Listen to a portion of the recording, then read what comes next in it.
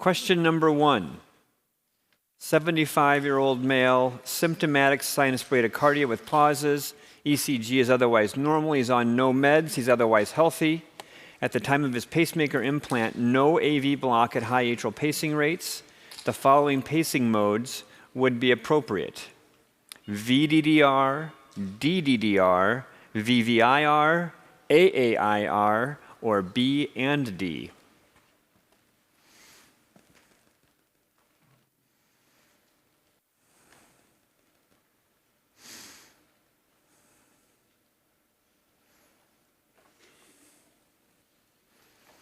All right, question number 2. What pacemaker behavior is not shown on the recording below? Ventricular oversensing, ventricular failure to capture, ventricular undersensing, triggered ventricular pacing, or failure of ventricular output.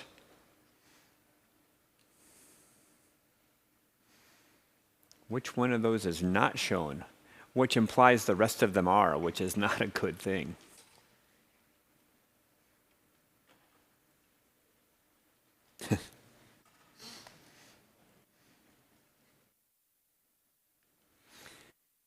Question number 3, a 67-year-old woman hospitalized 3 days ago for chest pain due to a STEMI. She had acute PCI with 2 stents in her LAD. She's now hemodynamically stable and symptom-free. She has frequent PVCs and 1 7-beat run of non-sustained VT, which was asymptomatic. Her EF is 30, severe hypokinesis of the anterior and lateral walls. What do you recommend? Amiodarone, optimize her medical therapy, and put in a defibrillator. Optimize her medical therapy and bring her back in 6 weeks to put in an ICD if the EF is less than 35. Or optimize her medical therapy, bring her back in 3 months and put in an ICD if the EF is less than 35.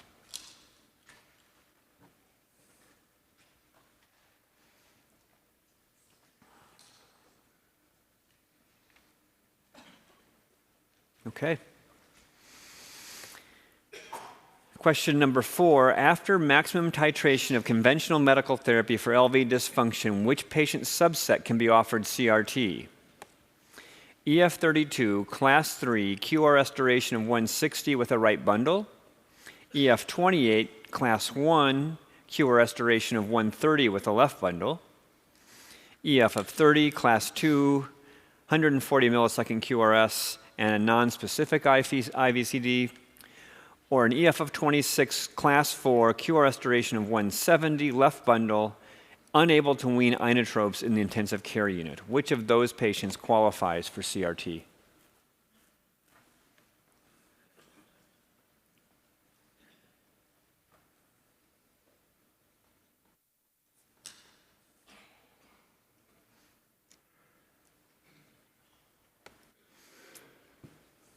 All right. It is my pleasure to welcome Dr. Espinoza to talk to us about pacemakers, defibrillators, and CRT. He is the consummate doctor, takes care of patients as human beings. He sees pericardial patients, valve patients, but also puts in these devices and is my go-to curbside consult for all these things. So Raul, thank you for being here. Pay attention, this is important stuff. Thank you.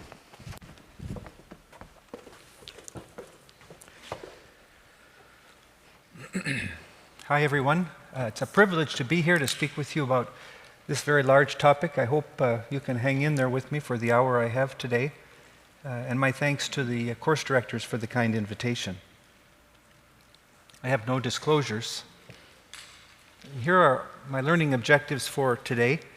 First, we're going to list the indications for pacemaker implantation, identify pacemaker nomenclature, and perform appropriate device selection for specific patients. Second, we'll interpret pacemaker electrocardiography and use the findings to guide patient management. Thirdly, we'll list the indications for primary prevention, ICD implantation, and select appropriate patients for this intervention. Fourth, we'll list the indications for CRT and select appropriate patients for that intervention.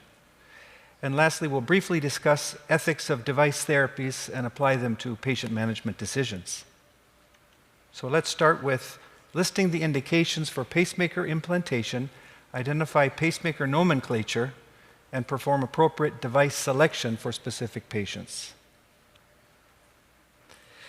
Well, I'd like to try and make intuitive and deductive the 2012 guidelines regarding the indications for permanent pacemaker implantation. There's certainly no substitute for reviewing the guidelines and trying to commit them to memory, but I think both for the board examination as well as general care of patients, if we can make them intuitive and deductive, you'll take care of these patients more effectively.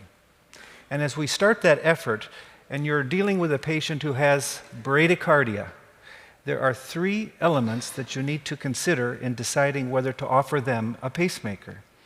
Firstly, is the patient symptomatic, presumably on the basis of history and some form of monitoring? Secondly, and very importantly, is this a reversible bradycardia? Are they over-medicated with a beta blocker?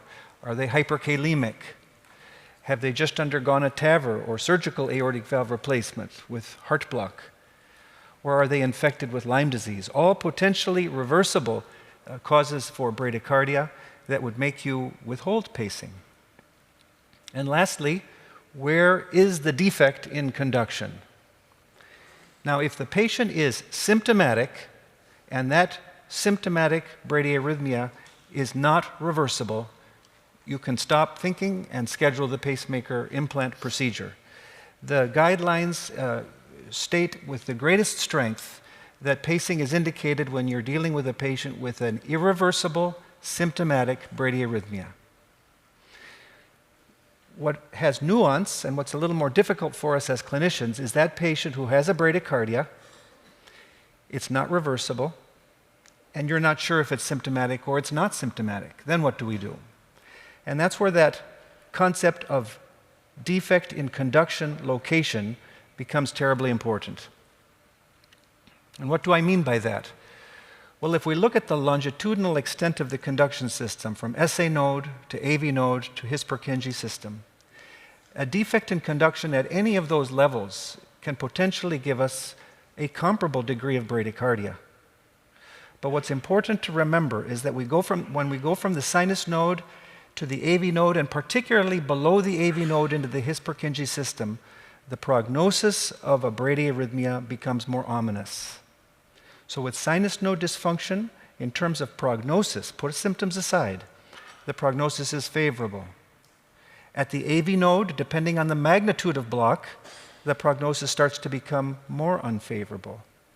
But once we have block below the AV node, such that we have a wide QRS escape complex, infranodal heart block, the risk of progression is greater, the likelihood of syncope is greater, and the risk for death is high. And so those patients, even in the absence of symptoms, are going to be offered pacing, and that's reflected in the guidelines. So let's see how those concepts are mirrored in the guidelines as follows. Let's start with sinus node dysfunction.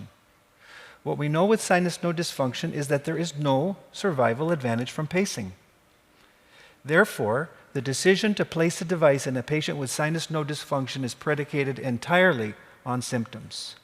So scenarios the guidelines give you to consider pacing would be those patients who have overtly symptomatic sinus node dysfunction at rest or with exercise, exercise meaning that the patient is chronotropically incompetent, pacing is indicated. Patients with significant symptoms, but an uncertain relation to the sinus node dysfunction and bradycardia, and an observed rate less than 40. Also a reasonable situation to offer pacing. Thirdly, the patient with mild or equivocal symptoms, but again, significant sinus bradycardia, also an indication for pacing, but with less confidence, a 2B scenario. And lastly, that patient with idiopathic syncope, you perform a comprehensive evaluation for syncope, including an EP study, and all you find is sinus node dysfunction. That's also a scenario where pacing can be justified. Let's move on now to degenerative AV block. Remember what I said earlier, the mortality and syncope risk of degenerative AV block is related to whether it is suprahis in location, meaning AV node with a narrow QRS, or infrahis, where the escape focus is going to have a wide QRS.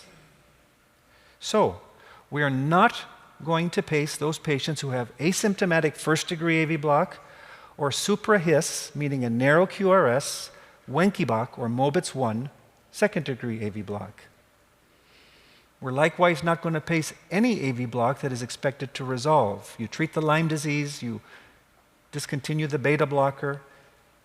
Maybe the patient who had heart block with tracheal suction in the ICU and had a vagal surge, the patient recovers from that clinical scenario. Or a patient gets treated for their obstructive sleep apnea and their nocturnal heart block goes away. You're not going to pace those patients. Similarly, any significant bradycardia during sleep is usually observed. Which conditions do we pace? Well, the list would include the following. Remember symptoms. Any symptomatic AV block, whether it's rest or exercise, you're done. You can offer pacing to that patient if the AV block is symptomatic and irreversible. And also the following asymptomatic forms of AV block. If you have a patient with complete heart block, that's a class 1 indication because of the likelihood that the patient is either already symptomatic and you don't perceive it or will become symptomatic soon. And whether it's class 1 or class 2A depends on just how slow the ventricular escape focus is.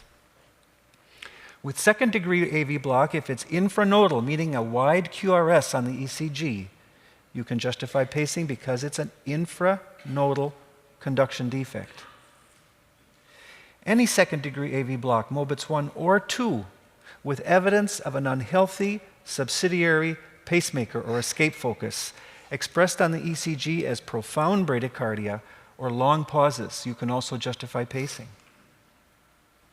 Patients with atrial fibrillation, so now you can't classify the AV block, but during the waking hours they have pauses in excess of 5 seconds, unequivocal indication for pacing, even in the absence of symptoms.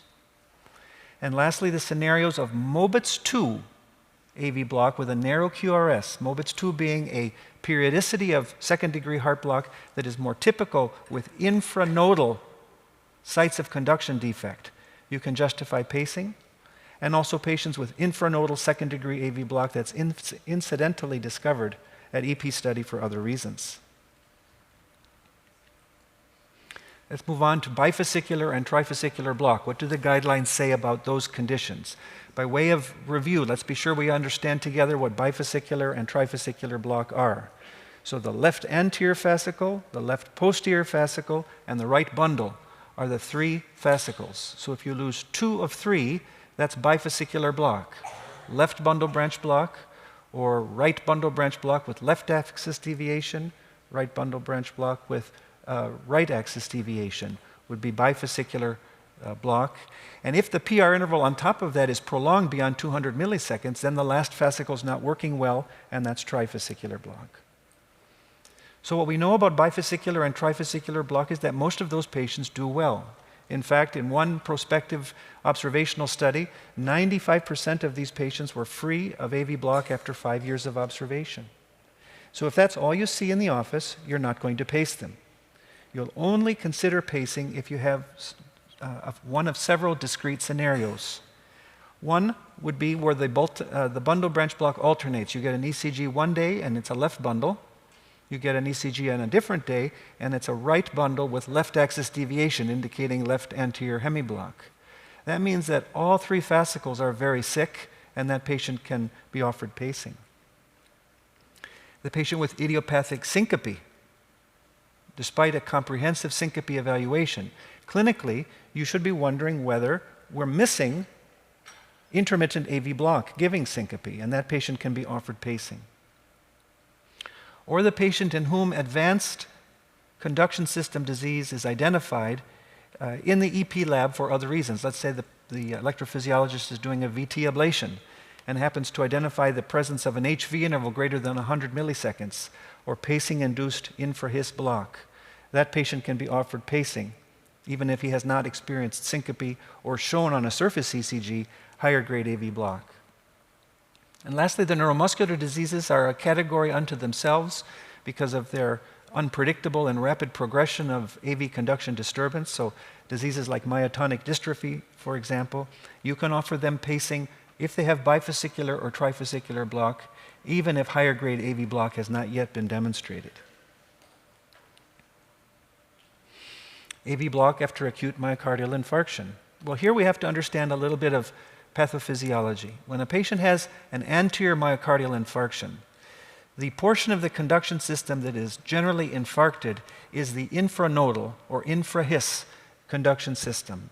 So as you may recall from my earlier remarks, heart block or conduction disturbance in that setting is going to have a malignant prognosis because it's infranodal. And often these patients, as a warning that heart block is coming, are going to show you a new bundle branch block. So with anterior myocardial infarction, even transient second degree or third degree block, let alone persistent, represents a class 1 indication for permanent pacemaker implantation. With inferior myocardial infarction, the pathophysiology is different. Now we have ischemia, not infarction, and increased vagal tone at the AV node level related to occlusion of the dominant coronary artery, whether it's right coronary artery or circumflex. And this form of heart block after acute MI usually resolves. It can take many days, and you have to be prepared to watch the patient. But generally, it does resolve. The guidelines allow, on a 2B level of certainty, pacing if heart block after inferior myocardial infarction lasts an exceptionally long period of time. I doubt that that would be a subject of a board exam question. What about neurocardiogenic syncope? That's a difficult topic. In part because there are two flavors of neurocardiogenic syncope, as you've learned from Dr. Deschmuck. The first one is carotid sinus syndrome, as illustrated in this pair of recordings in a 75-year-old gentleman who would experience syncope intermittently while shaving. The left-hand panel shows carotid sinus massage with a multi-channel rhythm recording and a femoral artery pressure recording at the bottom. And as you can see with carotid sinus massage, you have asystole and a dramatic fall in blood pressure. On the right, the maneuver is repeated with temporary AV sequential pacing, and you see that with carotid sinus massage, the blood pressure is maintained this time, although there is a slight sag in the femoral artery recording related to the vasodepressor element that is a minor part of the syndrome, but can still exist. So, carotid sinus syndrome is a disorder, a neurocardiogenic disorder that typically occurs in older patients. We have to make a careful differentiation between carotid sinus hypersensitivity and carotid sinus syndrome. A fairly high percentage of asymptomatic elderly patients will have carotid sinus hypersensitivity, defined as a pause of 3 seconds or more with carotid sinus massage. So to diagnose carotid sinus syndrome, we need that reflex with carotid sinus massage and a compatible syncope history. And it is clear from very old literature now that permanent pacing is beneficial in that condition. So if you have a patient with a syncope history that is suspicious for carotid sinus syndrome, the patient faints when he turns his head to back the car out of the garage, or is shaving and on his neck and faints, and you rub on the carotid sinus and get a 3-second pause, that's an indication for pacing with a class 1 level of conviction. If you have someone who has a syncopal history that is not clearly that of carotid sinus syndrome, but you rub on their neck and they have a 3-second pause or more, and there's no other apparent basis for syncope, you can presume carotid sinus syndrome and pace, but with a slightly lower level of certainty. The other flavor of neurocardiogenic syncope is vasovagal syncope, a syndrome that is more commonly seen in younger patients. And the difficulty with that disorder, as Dr. Deschmuck alluded to, is that it can have a predominant vasodepressor element or cardioinhibitory element. And I think that reality has affected what we've learned about this disease in the literature. So the panel I'm showing you here is a tilt table study, which is the traditional means of trying to diagnose vasovagal syncope, in which during tilt, the blood pressure falls, as you see on the top recording, and the patient faints. But if you look at the bottom recording, at the heart rate profile, it goes up to the 90 beat per minute range, and then it drops significantly as the patient faints, but it only drops to about 60 beats per minute. So clearly there's a problem in the periphery, vasodilatation, that is primarily the basis for syncope, and the reduced heart rate is more of a bystander. And certainly if the rate was 60, you're not going to have a great level of confidence that pacing is going to help that situation much. Contrast that with this young patient with a syncope history who, instead of having a tilt study, had an event recorder implanted. and during a typical episode of syncope had a 9-second asystolic pause documented. You might anticipate that pacing would have a different impact on that patient. So what do the guidelines say? Well, with neurocardiogenic disorders, vasovagal syncope, not carotid sinus syndrome, the guidelines recognize that there's a variable cardioinhibitory and vasodepressor element on a patient-to-patient basis. And as a result, in the literature that was published as of the 2012 guidelines, a total of 7 open-label or single-blind and 2 double-blind studies, there was no evidence of pacemaker benefit in aggregate when those studies were subjected to a meta-analysis, nor were the double-blind studies positive for benefit from pacing. And so the authors of the guidelines concluded, as well as those of the meta-analysis, that there was a placebo expectation effect in the unblinded studies that contributed to the apparent benefit of pacing. And as a result, in the 2012 guidelines, the advice, as Dr. Deshmukh has already covered with you, was that if you have a young patient with neurocardiogenic syncope, that the first step in management is self-protection measures, hydration, and caution to avoid injury during syncopal spells. And that would particularly be the case if there was a prodrome or a herald to the spells, such as a noxious physical or emotional insult. But slightly after the 2012 guidelines were published, the Issue 3 study was submitted for publication and published in Circulation, and it showed something very important that I expect will change the pacing guidelines for vasovagal syncope that will be released this year. In the Issue 3 study, about 500 patients over the age of 40 with at least a few episodes of syncope received an event recorder instead of tilt table testing. They identified 89 patients out of 500 who had syncope and more than 3 seconds of asystole on the event recorder, or no syncope and greater than 6 seconds of asystole. Of those 89, 77 were submitted to pacing with the device randomized to pacing on or off in a double-blind fashion. And that study showed that there were fewer syncopal episodes in those patients who had pacing on. So right now, as Dr. Deshmukh explained, the 2012 guidelines say that if you have vasovagal syncope, lifestyle modification should come first. But if the patient has refractory syncope under those circumstances, you can consider pacing at a 2B level of conviction if either spontaneous pauses are documented or they're revealed on tilt table testing. But I think in light of Issue 3, it's likely that the updated pacing guidelines this year will raise the level of conviction for pacing in vasovagal syncope if you have substantial cardioinhibitory vasovagal syncope documented on ambulatory monitoring.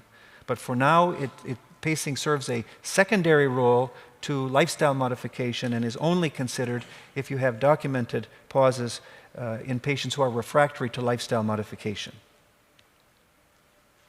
Okay, let's move on to pacemaker mode selection.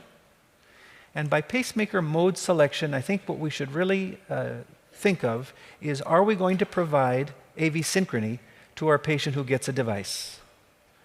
So, does AV synchrony matter? And as part of that discussion, we first have to understand the pacemaker letter code, because the pacemaker letter code helps us to understand whether AV synchrony is being provided, such as in the top 2 panels where you see AV synchrony with a dual chamber device on the left and with a single chamber device on the right, or whether AV synchrony is not provided, as shown in the lower panel with a VVI pacemaker and AV dissociation. So let's first talk about the pacemaker letter code and then what the literature tells us about the importance of AV synchrony. When we talk about the pacemaker letter code, let's remember that the first letter is the chamber in which pacing occurs. Atrium, ventricle, both or neither. The second letter is the chamber in which sensing occurs. Atrium, ventricle, both, which is the letter D, or again, neither. And the third letter, which is the one we have the hardest time learning or understanding, is the response to a sensed event. Inhibition, triggering, both or neither. And the last letter is whether sensor-driven pacing is provided, which is less important to our conversation today. Well, the literature tells us the following about the importance of AV synchrony. We know that AV synchrony across all forms of bradyarrhythmia, sinus node dysfunction, heart block, AV synchrony reduces the risk of atrial fibrillation compared to single-chamber ventricular pacing. In sinus node dysfunction, AV synchrony prevents the entity called pacemaker syndrome. So if you have someone with sinus node dysfunction who gets a single-chamber pacemaker, and the AV node works such that you can have retrograde activation to the atrium with ventricular pacing, the atria are going to contract when the mitral and tricuspid valves are closed. And so that ejection is going to be retrograde and symptomatic. That's pacemaker syndrome. And AV synchrony prevents that.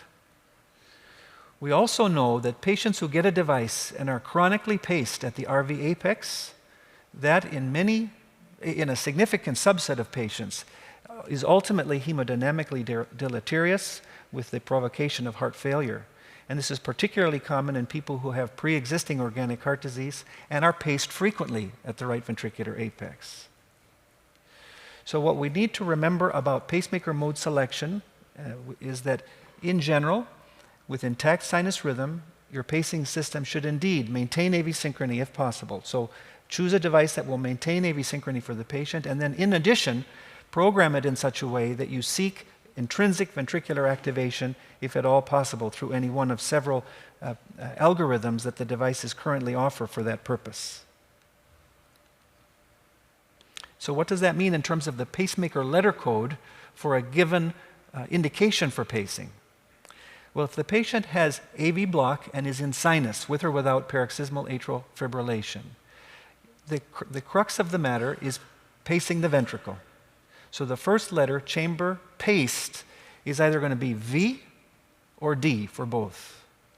And importantly, the second and the third letters have to be D, where you're sensing in both chambers and you're both inhibiting and triggering in both chambers. Because the patient with heart block who has intact sinus node function and gets on the treadmill and accelerates their sinus rate, those P waves are not going to be followed by a native QRS because they're in heart block, and the device has to have the ability to provide triggered ventricular pacing after a native P if there's no AV conduction. And that's the key element to that third letter when it's a D, triggered ventricular pacing after a sensed atrial event.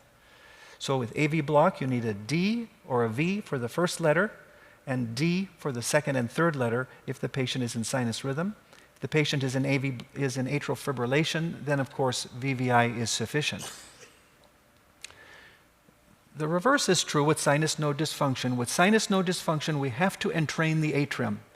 The sinus node isn't activating, the atria are silent, we have to entrain or capture the atrium.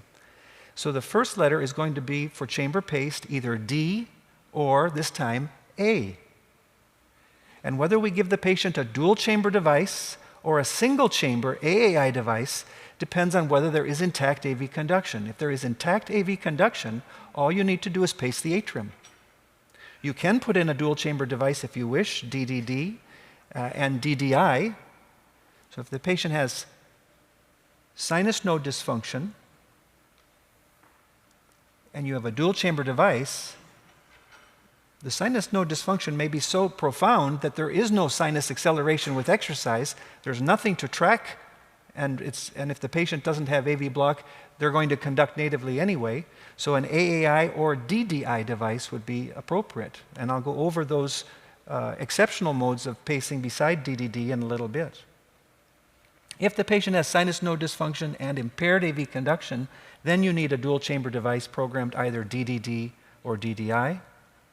For neurocardiogenic disorders in sinus rhythm, you want to maintain AV synchrony to attenuate the hypotensive response during their spells. You'll give them a dual chamber device. If they have a neurocardiogenic disorder and are in atrial fibrillation, VVI is sufficient. Learning objective number 2, interpret pacemaker electrocardiography accurately and use the findings to guide patient management.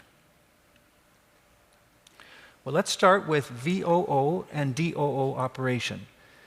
chamber paced, ventricle, or both, chamber sensed, neither, mode of response to a sensed event, neither, because we're not sensing. This is what exists when you place a magnet over a pacemaker, and it paces asynchronously, completely disregarding the native rhythm. So in the top panel, you see a patient with VVI pacing, with ventricular pacing, and it shows no regard for a native QRS that comes between beats 2 and 3. In the bottom panel, you have AV sequential pacing that again shows no regard for the native rhythm because sensing is inoperative. And so that's VOO and DOO. Let's start now with single chamber pacing with sensing enabled. So we've just talked about magnet operation sensing disabled, VOO and DOO. Let's now enable sensing, let the device interact with the native rhythm and see what the electrocardiogram is going to look like. So in a patient who is programmed VVI, it is the V to V interval that determines the transition between paced and native complexes. And so that VV interval will reset for early events. Otherwise, they'll be pacing at the end of the VV interval defined by the rate that is programmed. In this case, 1200 milliseconds in a device programmed VVI at 50.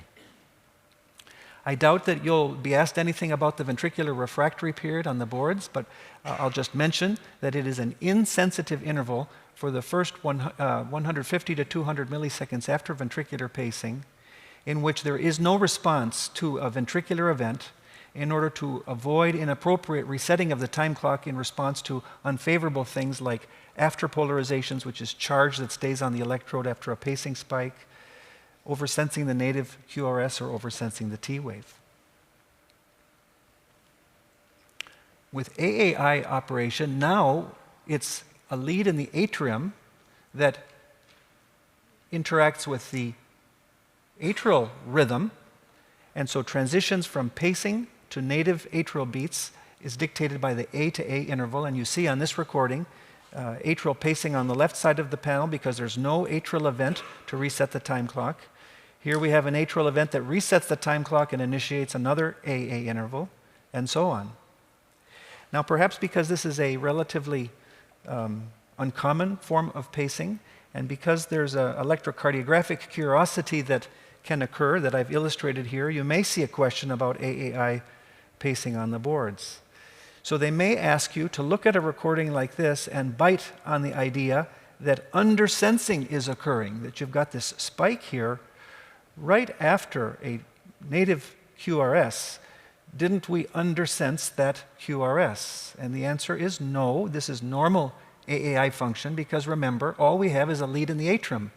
There's no lead in the ventricle, so all we can respond to is the atrial rhythm. And so this would be an example of normal AAI function. It will pace the atrium even in the setting of a PVC because it can't sense that PVC. How about dual chamber pacemaker intervals and operation? A little more complicated. Transitions between paced and native cardiac rhythm with a dual chamber device are determined by the flow of AV to VA interval to AV to VA interval, and so on. So the AV interval is defined as the interval from a sensed or paced atrial event to the next paced ventricular event. The VA interval is defined as the interval from a paced or sensed ventricular event to the next paced atrial event.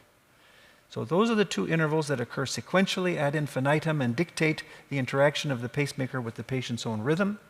There is a ventricular refractory period in dual chamber devices, as I mentioned, for single chamber devices. And I'll mention lastly the post-ventricular refractory period.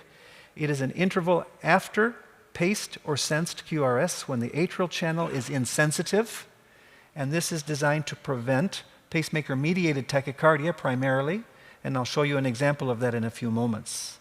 The sum of the AV interval and the PVARP dictates the so-called total atrial refractory period, which is important for upper rate operation in patients when they're exercising, something that I don't think you'll be asked any questions about on the boards, but I do have an example of in the appendix for your review if you're interested. So with normal DDD operation, DDD being the most common form of dual chamber operation, we have 5 surface electrocardiographic expressions that we can see with normal device function. So let's go through what those are. The first normal expression of DDD operation is AV sequential pacing, which you see here. AV, VA, AV, VA going on forever, because there is no native event, atrial or ventricular, to influence the time clock of the device. The second normal expression of DDD pacing operation is what we call atrial pacing, illustrated here. Now what we have during the AV interval is conduction that occurs before the expiration of the AV interval. A native QRS comes in. So it interrupts the AV interval and initiates the next VA interval. We pace the atrium because nothing happened in here. Another QRS comes in early. We interrupt the AV interval and initiate the next VA interval. So that's atrial pacing with a dual chamber device. The third example of normal DDD operation is when a native QRS occurs not during the AV interval, as I just mentioned, but now during the VA interval. And if you have a native QRS that occurs during the VA interval, we interrupt the VA interval and initiate another VA interval. So this is inhibition of atrial pacing by a native early QRS. The fourth example of normal DDD operation that we can see is the complete absence of pacing. So here we have an atrial event that occurs before the end of the VA interval. It interrupts the VA interval. So atrial pacing does not occur because we've already got a P wave, and now we initiate the AV interval. But before the end of the AV interval, we have a QRS, which therefore interrupts the AV interval to avoid ventricular pacing and initiates another VA interval. It's interrupted by a P, initiates the AV interval, interrupted by a QRS, and so forth. So if the atrial rate exceeds the VA interval and the timing of AV conduction is faster than the AV interval, you may see no pacing at all. And lastly, P-synchronous pacing, which again is very important to understand so that that third letter, DDD, mode of response to a sensed event, triggered pacing. So that makes sense to you. Here we have a P wave, native P, that occurs before the end of the VA interval. So we don't pace the atrium and we initiate the AV interval. But this patient has heart block, so there's no native QRS. The device then paces the ventricle. And if this P wave occurs here, maybe the patient's just walking around the living room. But if the P wave occurs here or here or here, they're exercising on the treadmill. And this is how we give a physiologic heart rate profile to a patient with heart block. Triggered ventricular pacing, which we call P-synchronous pacing.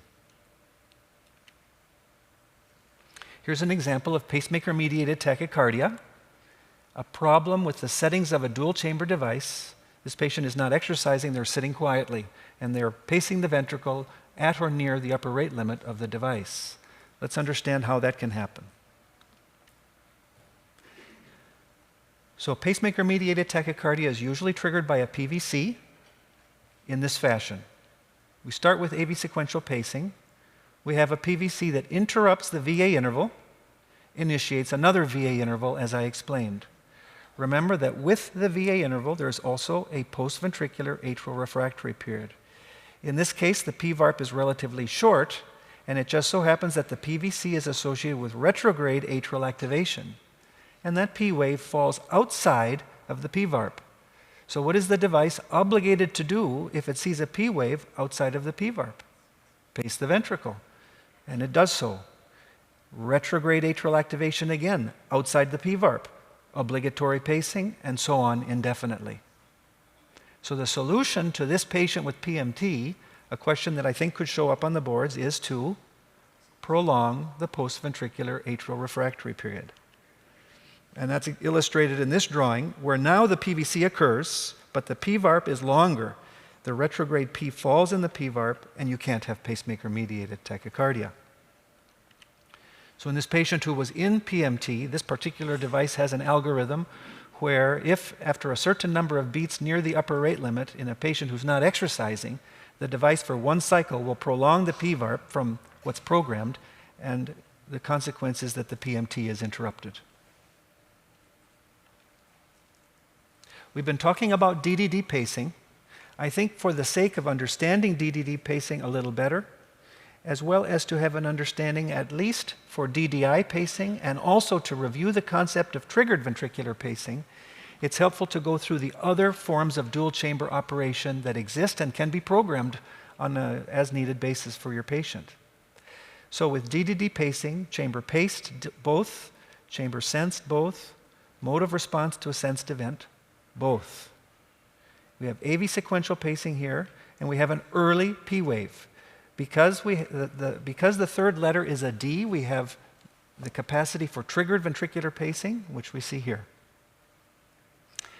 You can program the device VDD. The only thing that has changed now is that we are not pacing the atrium. So we still have the capacity for triggered ventricular pacing because the second two letters are D.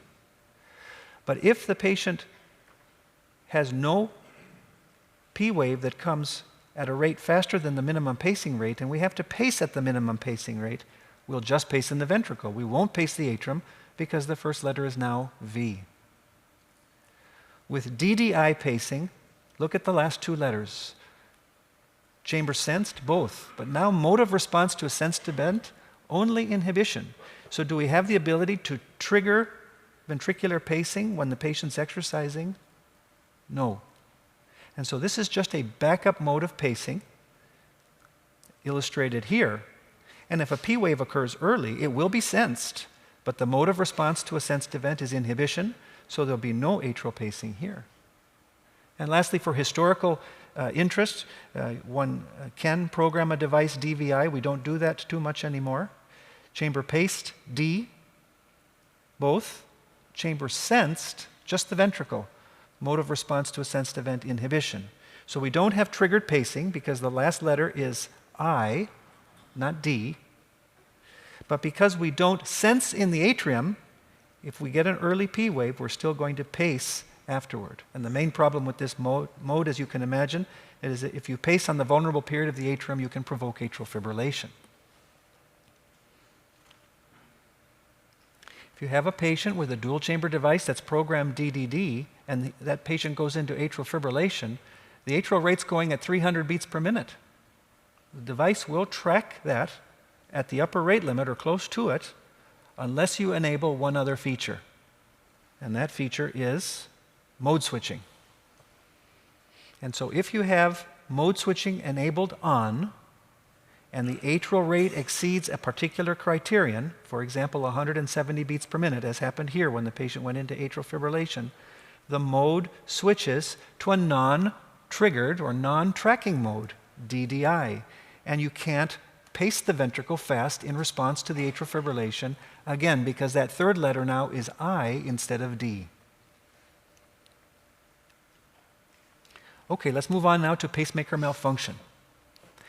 I list causes of pacemaker malfunction in this slide, but for the cardiology boards, I don't think you need to worry about that. It's more important to just remember the 4 categories of pacemaker malfunction and their surface electrocardiographic expression. You leave it to your electrophysiologist to figure out why that ECG looks the way it does. So the first form of pacemaker malfunction is failure of capture. Energy delivery occurs as evidenced in the electrocardiogram by a pacing spike. But myocardial depolarization is unsuccessful. Contrast that with failure of output.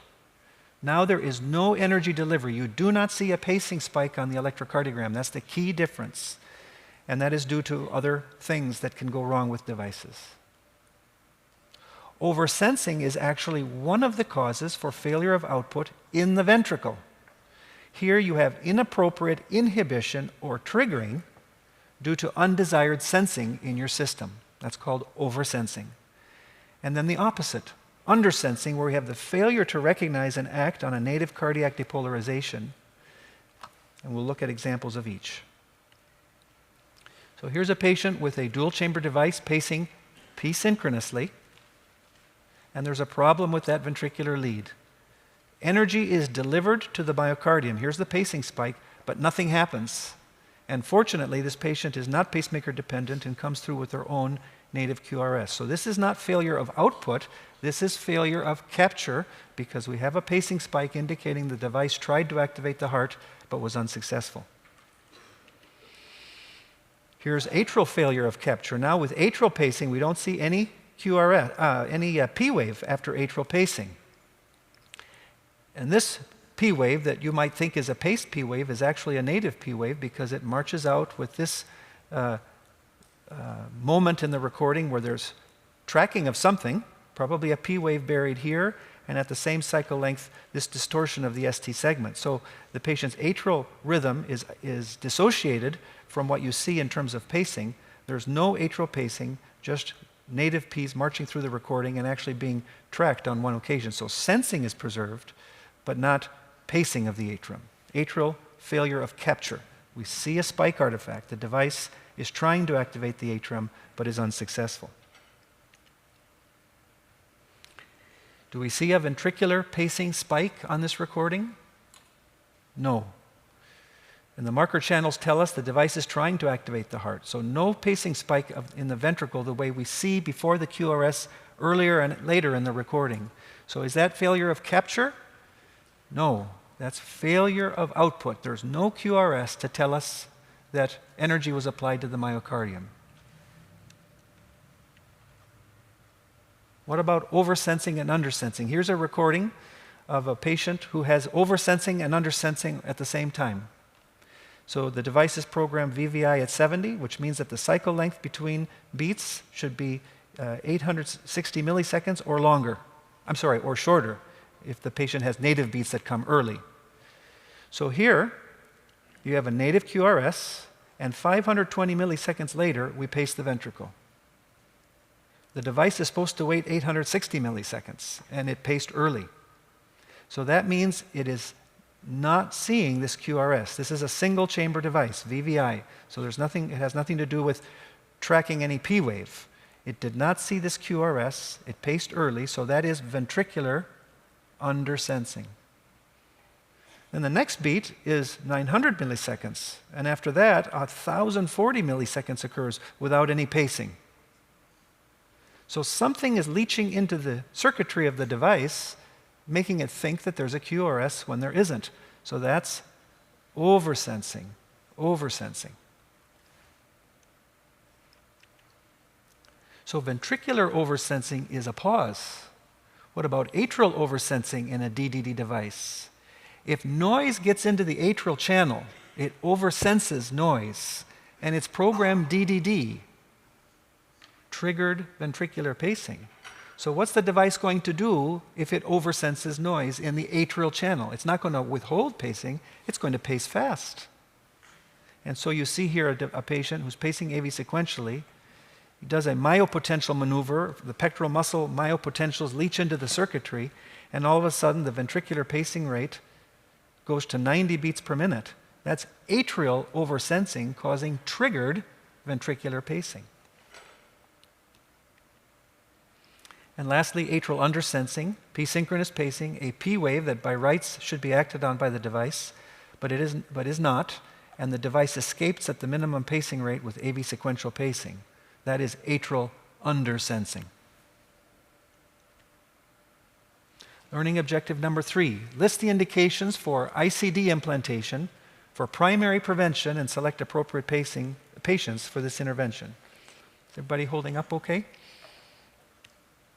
So changing gears to ICDs. Let's be sure that we share understanding of definitions. So secondary prevention, sudden cardiac death prevention, means that the patient is a survivor of sudden cardiac death or has had documented sustained ventricular tachycardia or fibrillation, more than 30 seconds. That's secondary prevention. Unexplained syncope with inducible VT is another example of a secondary prevention context. We know patients do poorly in this scenario and have a high recurrence rate of events at 1 year, and that an ICD is unequivocally beneficial in these patients. Dr. Deshmukh alluded to this with you. What we're talking about at the moment is primary prevention. So now we're talking about patients with structural or electrical heart disease associated with an increased risk of sudden cardiac death, but they have no prior cardiac arrest, sustained VT, or unexplained syncope that would make you wonder about paroxysms of VT or VF. Very importantly for my presentation over the next few minutes, as well as your preparation for the boards, when we're talking about what is known about primary prevention ICD implantation, and by extension then what you might be tested upon in the boards, please remember that the literature most rigorously establishes the indications for primary prevention ICD therapy in patients with left ventricular myopathy associated with systolic dysfunction. That's where the bulk of your primary prevention questions are going to come, where the literature is most well developed, and where there's the potential for some nuance that they might test you on. In other clinical contexts, ejection fraction greater than 35%, primary electrical disease, other more rare cardiomyopathies, the literature dealing with primary prevention is less well developed, and so the board questions are going to be much more concrete and will not have the same kind of nuance. I think to understand the scenarios for primary prevention ICD implantation in patients with left ventricular systolic dysfunction, it's helpful to understand how the original literature built over time and how Medicare and third-party payers responded to it. So the first two trials to mention were the MADIT and the MUST trial. These were patients who had ischemic cardiomyopathy with advanced left ventricular systolic dysfunction, non-sustained VT noted on monitoring, and inducible VT at electrophysiologic study. In this subset of patients, it was clearly shown in these two prospective studies that ICDs prolonged survival. Next came the MADIT-2 trial, in which we had the same patient subset, but no other clinical prerequisites for ICD implantation, so no evidence of non-sustained VT, no EP study required. Randomized to ICD versus no ICD, again, ICDs beneficial. Then came the very important SCUD-HEF trial, which for the first time included patients with non-ischemic cardiomyopathy in the study population. Almost 50-50 split between ischemic and non-ischemic cardiomyopathy, and left ventricular dysfunction, ejection fraction less than 35%, New York Heart Association class 2 to 3. Once again, ICD beneficial in this prospective study. How about survivors of acute myocardial infarction? Well, the DYNAMITE and IRIS trials looked at post-MI patients less than 40 days out from their myocardial infarction, significant left ventricular systolic dysfunction, and ECG markers of risk for sudden death, non-sustained VT, or evidence of heightened adrenergic tone, high resting heart rate, or limited heart rate variability. And in those patients who received a device less than 40 days after their myocardial infarction, to everyone's surprise, there was no mortality benefit from the implantation of an ICD. And so, how did Medicare and third-party payers taking their lead from Medicare respond? If you have a myocardial infarction, you have to wait at least 40 days before you can be considered for an ICD, assuming that your ejection fraction is less than 35%. And because of the potential for recovery of left ventricular function with revascularization, if the patient has ischemic cardiomyopathy and is revascularized, they have to wait 3 months, document an ejection fraction less than 35%, and then consider ICD implantation at that time frame. Now, perhaps some or many of you are acquainted with some nuances that have recently crept into the literature regarding the merit of primary prevention ICD therapy in patients with non-ischemic cardiomyopathy. Remember, the SCUD-HEF trial gave the impression that we could offer them an ICD in the same way we would offer patients with ischemic cardiomyopathy an ICD. But the Danish trial caused us to reflect on the non-ischemic population a little more deeply. In the Danish trial, class 2 to 4 non-ischemic cardiomyopathy patients with an ejection fraction less than 35% were randomized to medical therapy and CRT if appropriate, versus that same therapy plus ICD therapy, so CRT-P versus CRT-D. And there was no ICD benefit to the primary endpoint of death from any cause, although in subset analysis, younger patients did seem to have a survival advantage. There was a benefit to sudden death, but not to total mortality. There was a high prevalence of CRT use, and these patients were excellently treated medically. So in response to the Danish trial, people went back and looked at SCUD heft and were reminded of the fact that subgroup analysis for just the non-ischemic cardiomyopathy population yielded a borderline P-wave for benefit from ICD therapy. And remember the definite trial, which I hadn't mentioned up to this point, in which non-ischemic cardiomyopathy patients with left ventricular dysfunction received an ICD compared to those who didn't. There was no all-cause mortality ICD benefit, even though ICD was again beneficial to the sudden death secondary endpoint. Meta-analyses since the publication of Danish have suggested that indeed there is a benefit to mortality offering an ICD as primary prevention in patients with a non-ischemic cardiomyopathy and an ejection fraction less than 35%. So it remains appropriate to offer it to your patients, but I think these data illustrate that the power of an ICD in the prevention of sudden death in patients with non-ischemic cardiomyopathy is less great than in those with ischemic cardiomyopathy. And so I would summarize the recommendations in the guidelines, the 2012 and now 2017 guidelines, in the following way. If you have a patient with the following ejection fraction and New York Heart Association functional classes, we can comment about the role of primary prevention ICD. EF less than 35%, New York Heart Association class 2 and 3, class 1 indication for ICD. EF less than 30%, New York Heart Association 1, and an ischemic basis for that left ventricular dysfunction. Primary prevention ICD can be recommended, and that's based on the MADIT-2 study. Patients with an ejection fraction less than 35%, New York Heart Association class 1, and a non-ischemic mechanism for LV dysfunction, you can offer a defibrillator, but with a much lower level of conviction. And then based on the MUST trial, if a patient has an EF of 35 to 40%, because we've covered the patients with an EF less than 35%. Now the EF is 35 to 40%. They have non-sustained ventricular tachycardia. It's on an ischemic basis. Doesn't matter what the New York Heart Association class is. And you can induce VT or VDF in the EP laboratory. You can offer them an ICD as well. Remember that if the patient has class 4 heart failure, is in the unit on inotropes, there is no standalone ICD indication because the prognosis of these patients is poor, and there's been no data published to suggest that a primary prevention ICD implantation is beneficial. Remember that if the patient has LV dysfunction on the basis of MI, you have to wait at least 40 days before you offer them an ICD.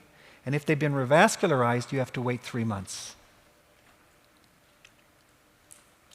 Dr. Amon showed you a very similar slide to this one when he spoke about hypertrophic cardiomyopathy and the role of primary prevention ICD in those patients.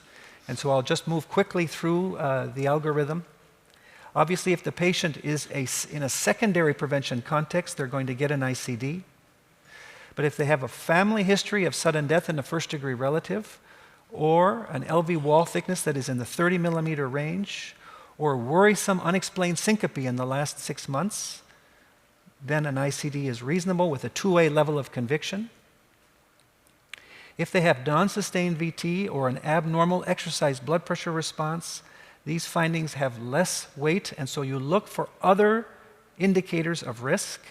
And the indicators of risk that you read about in the 2017 ICD guidelines are a little different than in the 2012. I've listed them here for you, but they notably include gadolinium enhancement on an MRI in both cases, LVOT obstruction in the 2017 guidelines, more distant syncope, or LV aneurysm and LV dysfunction. In the 2012 guidelines, they talk about LVOT obstruction, apical aneurysm, and then raise as a question malignant mutation. So you need other supportive worrisome observations to offer an ICD to someone with non-sustained VT or an abnormal exercise blood pressure response to give a 2A level of certainty. If these things are lacking, you may still see fit to offer an ICD to just these criteria, but the role of an ICD is much less well-defined 2B level of certainty. How about some other miscellaneous cardiac diseases? Again, the literature much less well-developed. I'll say that again. In other cardiomyopathies, the literature much less well-developed with regard to the role of primary prevention ICD. And examples would include the following. Arrhythmogenic right ventricular cardiomyopathy. Many of these patients get an ICD for primary prevention, and you need at least one or more risk factors that include LV or RV ejection fraction less than 35%, ARVD with unexplained history of syncope, and ARVD with inducible VT at electrophysiologic study. Long QT syndrome. I would never presume to talk about long QT syndrome in any detail less than 4 hours after Dr. Ackerman did so. And so I only show this slide to emphasize what I think he forcefully stated, which is that you only consider an ICD for long QT syndrome as primary prevention under very special circumstances. And this busy algorithm is simply saying that if you have a patient with high-risk features for long QT syndrome, you're going to consider an ICD, and those high-risk features include a very long corrected QT interval, particularly in patients with long QT types 2 and 3. Most of the time, the patients will not get a defibrillator, particularly LQT1 if they can receive a beta blocker. And lastly, some miscellaneous scenarios that the guidelines mention. I won't go into detail on those conditions where the ejection fraction is less than 35%, because we already know from my earlier remarks that cardiomyopathies with an EF less than 35% can receive an ICD as primary prevention on an ischemic or non-ischemic basis. But there are a few scenarios where the EF is greater than 35%, where the guidelines indicate that an ICD can be considered, and so I'll just mention them for your consideration. I would be surprised if any of these showed up on the boards because they remain controversial. The patient with Brugada syndrome and inducible VT, VF, 2B level of certainty, Dr. Ackerman in his remarks, remember, stated that this is highly controversial, unlikely to be tested. There's been a little more written on cardiac sarcoid, so if there's any one of these that might show up on the boards, it would be this one based on the 2017 guidelines. So patients with cardiac sarcoid and EF greater than 35%, but they have a lot of scar by MRI or PET. They have heart block and need a pacemaker, or you can induce VT in the laboratory. You might consider an ICD in the absence of severe LV dysfunction. Certain rare Lamin AC mutation cardiomyopathies can receive an ICD when the EF is still higher than 35%. Same thing for myotonic dystrophy and an indication for pacing. Learning objective number 4, list the indications for CRT implantation and select appropriate pacing for this intervention. Well, CRT is now a mature form of therapy for left ventricular systolic dysfunction and heart failure. And it involves those patients who have left ventricular dysynchrony, as illustrated on the left. Here, a patient with classic left bundle branch block on an echocardiogram, an ejection fraction of about 30%. And on this parasternal short axis view, I think you can see that the ventricular septum activates well before the lateral wall. The patient receives a coronary sinus lead-based pacing system so that lateral wall activation can be achieved at the same time that the ventricular septum is activating. We now have a resynchronized electrocardiogram and an obvious substantial improvement in left ventricular systolic function. So LV dysynchrony is indeed the rationale for CRT. And let's just understand a little bit further what that means. So LV dysynchrony is the temporal, meaning time, dispersion of regional LV contraction. So we're replacing that rapid, symmetric, His-Purkinje-mediated activation of the left ventricle by a slower, right to left depolarization of the left ventricle, as is seen with left bundle branch block, intraventricular conduction defects, and RV apical pacing. The physiology we see with LV dysynchrony includes early unloaded ventricular septal contraction, a reduced DPDT and systolic blood pressure, a prolonged pre-ejection time, and a reduced ejection time. Because of those changes, a reduced diastolic filling interval. Because of discoordinate papillary muscle function, worse mitral regurgitation. And the final common pathway of those changes, LV dilatation and a decrease in ejection fraction. So what do we know about the role of CRT or the benefits of CRT from the foundational CRT trials? Well, the initial CRT trials validated CRT in very sick patients, class 3 to ambulatory class 4 heart failure, EF less than 35%, and a QRS duration greater than 120 milliseconds. And what was shown is that these patients had an improved quality of life and a reduced burden of heart failure hospitalization. There was a mortality benefit unique to CRT. There was reverse remodeling defined as a greater than 15% decrease in end systolic volume. And uniquely, no increase in myocardial oxygen use despite improved systolic function. Later trials looked at class 2 heart failure patients, and there they found that the benefit was limited to those patients who had classic left bundle branch block or a very wide QRS duration. And the likelihood across these trials of a response to CRT is somewhere in the 50 to 70% range. So as we try to memorize the indications for CRT, what helps me is to think first about functional class of the patient, drawing a line between class 2 and class 3 and ambulatory class 4, and then remembering that the maximum likelihood of a response to CRT is in those patients who have a classic left bundle branch block, or if they don't have a classic left bundle, that their QRS is very wide, greater than 150 milliseconds. So if you have class 3 or ambulatory class 4 heart failure, it's pretty easy.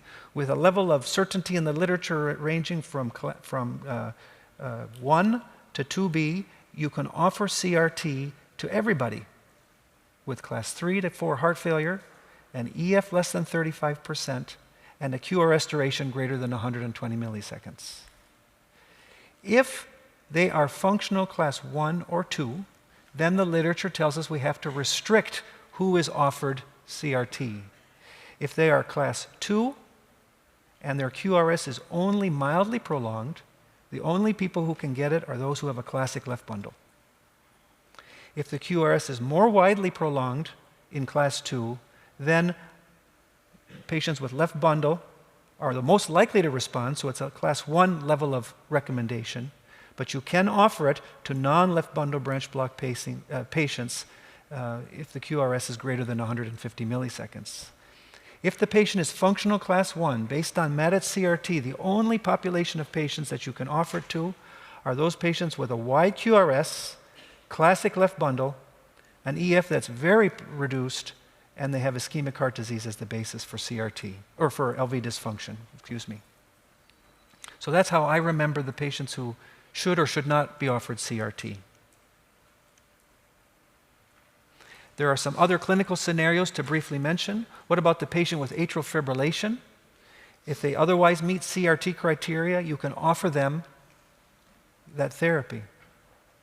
Patients who have atrial fibrillation and require chronic ventricular pacing, and their ejection fraction is less than 35%, you can offer them CRT because they're going to likely have even further progression of left ventricular systolic dysfunction related to RV apical pacing.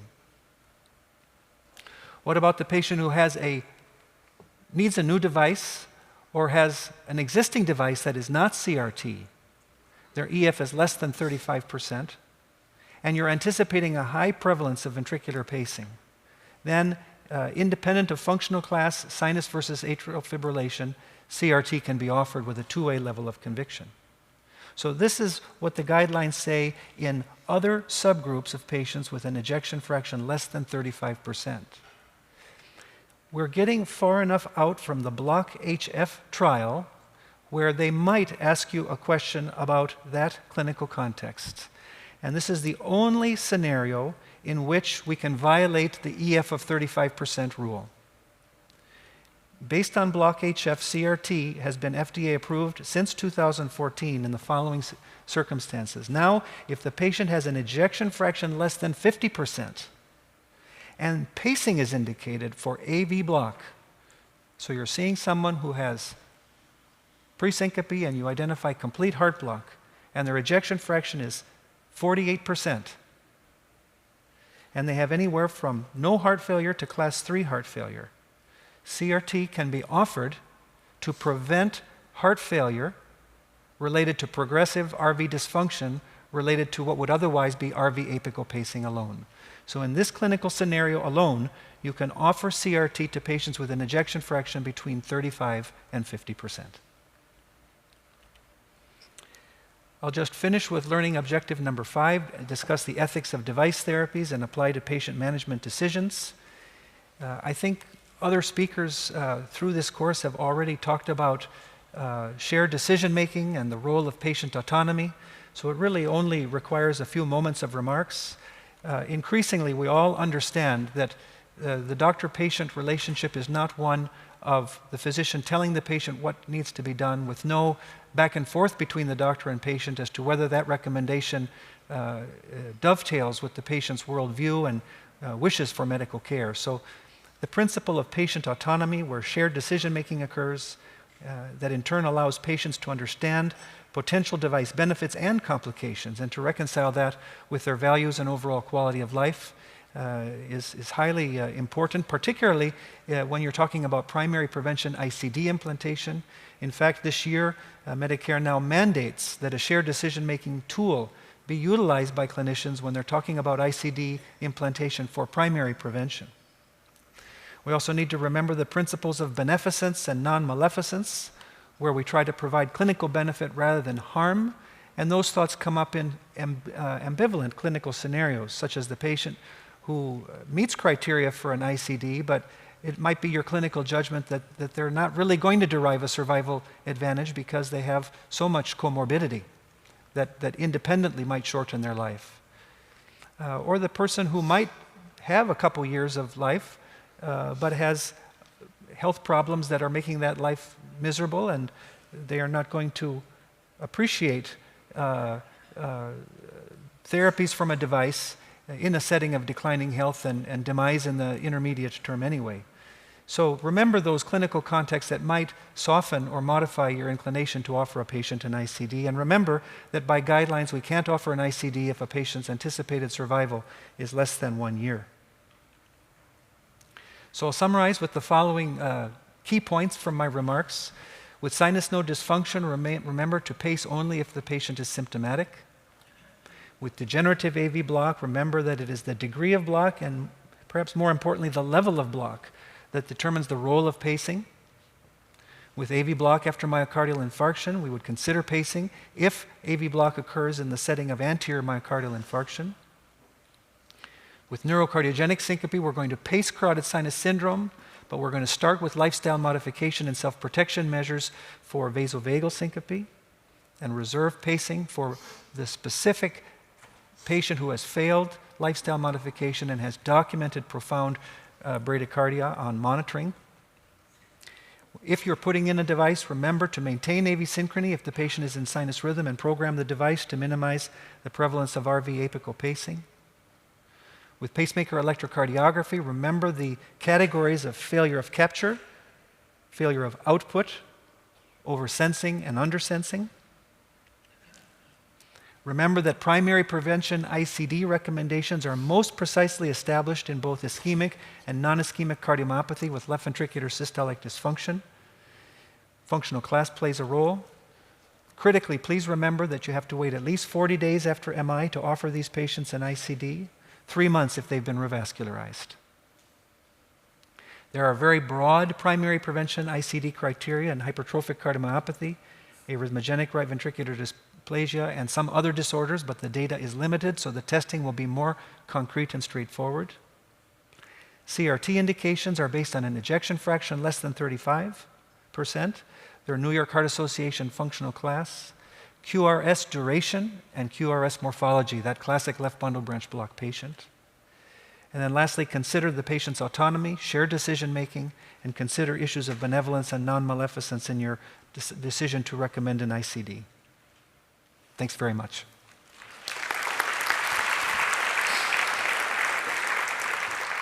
Great job. You deserve to sit down and take a rest. Thank you. All right. Let's review some of those questions and see what we've retained. So question number 1 is a 75-year-old man with symptomatic sinus bradycardia and pauses. His ECG is otherwise normal, and he is on no medications with no other diagnoses. At the time of his pacemaker implant, he did not have AV block at high atrial pacing rates. The following pacing modes would then be appropriate: VDDR, DDDR, VVIR, AAIR, or B and D.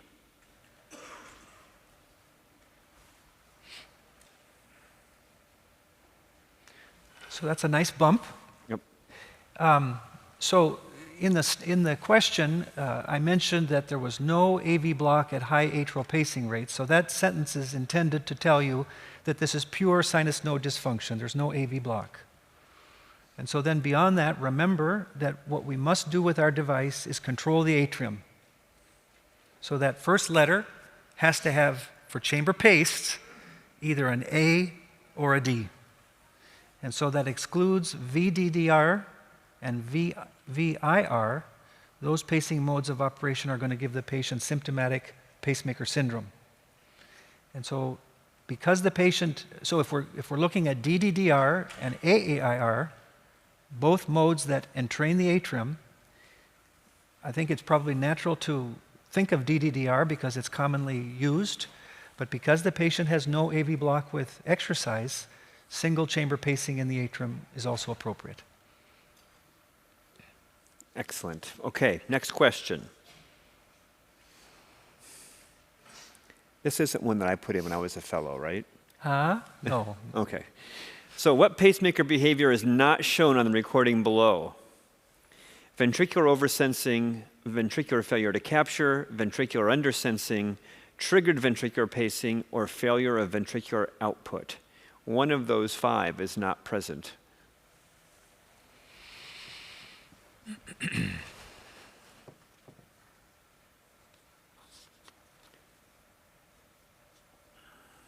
Yeah, so I guess I let you guys down on this particular topic a little bit.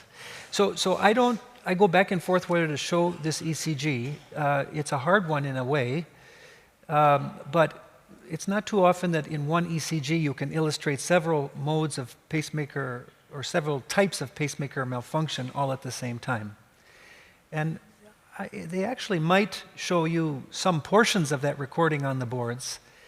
I think the things that are important to recognize are that, number 1, what's the underlying rhythm? Anybody want to yell it out?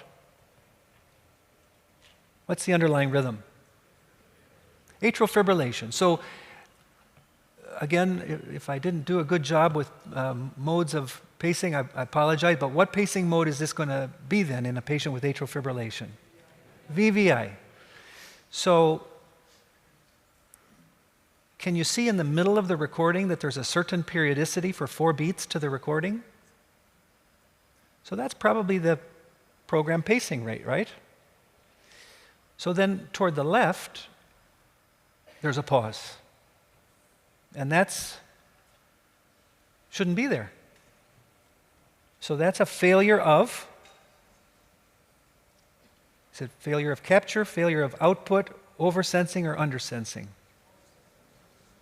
It's oversensing that gives failure of Output. Somebody say it loud, please. Output. There's no output there. Now to the right, there's a spike just out in the breeze. So that's what? Failure of capture. And it marches out with the spikes of the preceding 4 beats. Yep. So it's the right interval there. And then there's a nice normal native QRS, and then right on the T wave, what happens? Pacing spike. So that is what? Undersensing. Undersensing the previous QRS, and in fact, it undersenses the polymorphic VT that follows. So you have oversensing, you have undersensing, you have failure to capture, and because this isn't a DDD device where we want that P wave on the treadmill to be acted on by triggered ventricular pacing, there is not triggered pacing in this recording because it's atrial fib, and as such, it's going to be a VVI device, so there's not going to be a T in that third letter. So it's a tricky ECG, but it shows kind of everything on one recording, and portions of that recording, maybe not everything at once, but portions of that recording are going to be, I think, on the board examination. And again, just for interest's sake, not likely to be tested, what's the underlying problem with this device? I'm trying to remember what happened with this device. I think it was an old lead that was failing. So it was an insulation breach. Yeah. But again, as I tried to mention, at the level of the general cardiology boards, nobody's going to expect you to say, why is there oversensing? They just want you to identify that electrocardiographic pattern. Right. Excellent. Okay. Next one. 67-year-old female hospitalized 3 days ago for chest pain due to a STEMI. She underwent acute PCI with 2 stents in the LAD. She's stable, no symptoms, frequent PVCs, and a 7-beat run of non-sustained VT. Her EF is 30 with anterior and lateral wall, regional wall motion abnormalities. You would recommend what? Amio, optimize her medical therapy and put her in an ICD before she goes home. Optimize her drugs, bring her back in 6 weeks for an ICD if her EF is low, or optimize her therapy and bring her back in 3 months if her EF is low.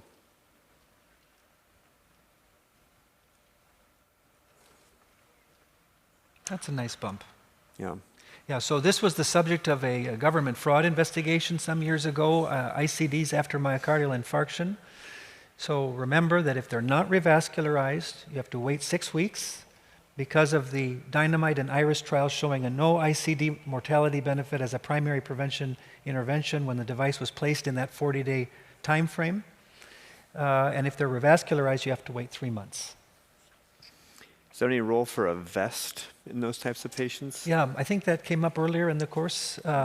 And so the information we have with regard to the life vest is a couple things. First, it's an efficacious therapy. That's been well shown that if the patient is compliant with the vest, it is efficacious in treating episodes of VT, VF and protecting the patient's life. But to date, there has been no clinical scenario-based trial of the life vest to assess impact on outcomes. And so there's no data. In the 2017 guidelines, it is a 2B intervention in the patient with acute myocardial infarction, EF less than 35%, in whom you want to bridge them to the 40-day or 3-month mark before offering an implantable ICD. Having said that, as I reflect on how our institution practices, that actually happens infrequently. Okay. All right, next question. CRT. Which one of those patients has an indication for a CRT? EF32, class 3, QRS of 160, right bundle. EF28, class 1, QRS 130, left bundle. EF30, class 2, QRS 140 with a non-specific conduction defect. Or EF26, class 4, super long QRS, left bundle, unable to get out of the unit.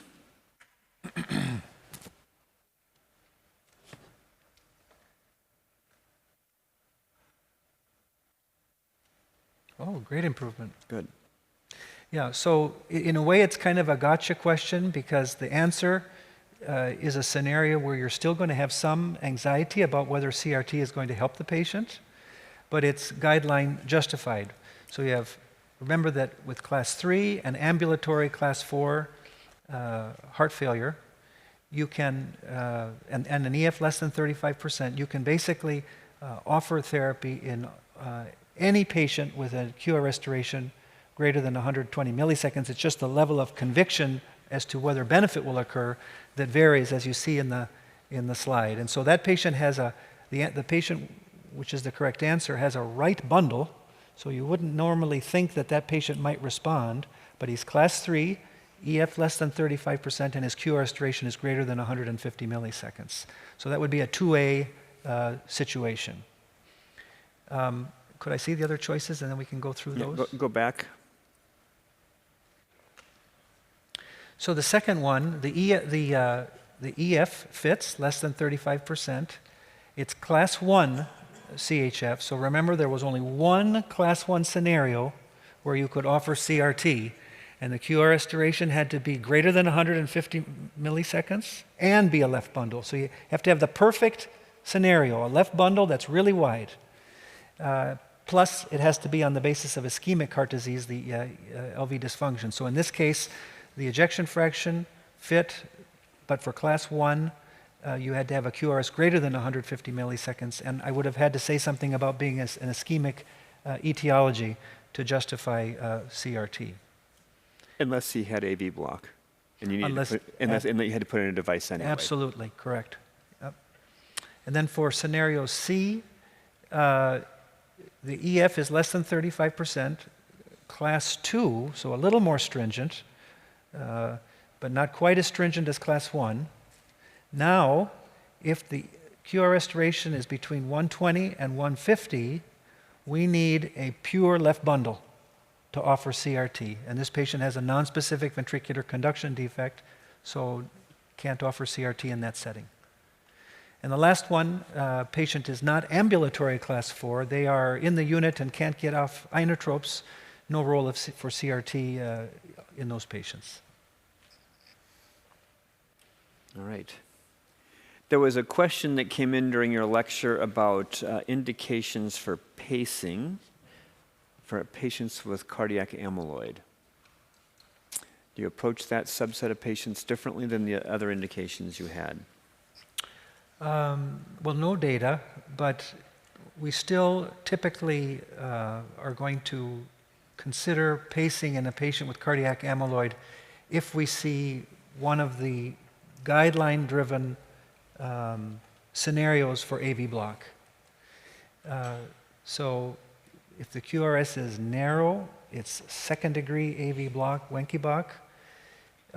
We don't have any basis for offering pacing in that situation, which I think is kind of what you're intimating. Yep. A kind of benign bradyarrhythmia or a more benign form of heart block, but in a malignant cardiomyopathy where we know that they can die suddenly from heart block or ventricular arrhythmias. So if you were going to offer pacing, there'd have to be very careful documentation that this was not based on guideline considerations. If the EF were less than 35%, then of course you could think about it in terms of ICD care. But I think that would just be an example of a clinically tough case where the literature doesn't come to our help in any meaningful way. And what's the current status for decision-making on permanent pacemaker following TAVR? Do we have 30 minutes? Yeah, so actually, that's about almost the amount of time we have. No, I'm kidding. So I think that in the upcoming pacing guidelines that will be updated this fall, there'll probably be a section on TAVR if you want to wait and see what the authorities say in that context of those soon-to-be released guidelines. But I think that our experience at Mayo would say a few things. If the patient has right bundle branch block before TAVR, they have a very high likelihood of needing a pacemaker for heart block because of the frequency with which the TAVR procedure provokes a left bundle branch block rhythm. And so pacing can be offered, I think, up front to those patients before the TAVR procedure is even done. I think that if a patient has pre-existing second-degree AV block, you could offer pacing in that setting as well. More often what we see clinically is a patient who develops new left bundle branch block after TAVR. We used to pace those patients early in the TAVR experience, but in most of those cases, the left bundle either resolves or if it persists, the patient does fine. So we'll typically send those patients out with some form of monitoring to try to be alerted if higher grade AV block develops. But transient or permanent left bundle is currently not acted upon with dual chamber pacing at our institution. It remains a controversial subject. There have been publications looking at the role of electrophysiologic testing, looking at HV interval, but we'll just have to see how that percolates into the guidelines that will be updated this fall. Okay. And do you want to make any comments on the best places and worst places in therapy for subcutaneous ICDs? Yeah, so it's a great therapy.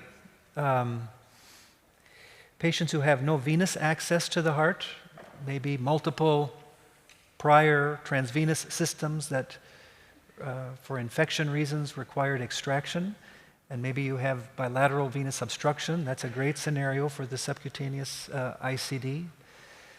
Even the patient who has vascular or venous access to the heart but has been burdened by more than one infection of a transvenous device, you might consider a sub-Q ICD in that patient. The young patient, the hypertroph, the congenital heart disease patient who legitimately is going to face a long life of maintenance of intravascular hardware. You're going to have a conversation with that patient about the sub-Q ICD as well. Remember the deficiencies of the sub-Q ICD relative to the transvenous ICD. It has no pacing support, so if the patient either has an immediate need for some form of Brady support or your clinical sense is that he or she might, that's going to be an argument against the sub-Q ICD. Although it doesn't necessarily affect practice patterns, remember that one of the beauties of the transvenous ICD is that it offers anti-tachycardia pacing. So patients who are likely, either who have shown or by virtue of an ischemic substrate, are likely to manifest a ventricular arrhythmia in the form of monomorphic VT, you might prefer the transvenous ICD in those patients because that therapy is available in a transvenous ICD and not in a sub-Q ICD. And then lastly, they have to meet the ECG criteria for the sub-Q ICD in the first place. So if you've met all the criteria clinically for a sub-Q ICD, but the ECG fails the tool that you have to use to judge the relationship between amplitude of QRS and amplitude of T-wave, which is part of making sure the device doesn't treat T-wave oversensing. If you fail that criterion, then you can't put a sub-Q ICD in, even if clinical criteria have otherwise been met favorably for that device. Again, not likely to ask on the general cardiology boards for you to make a choice between those two devices, but it's a hot enough topic, and I get asked it weekly. That appreciate your comments there. Well, let's give Dr. Espinoza a round of applause for an excellent lecture. Thank you again for being here.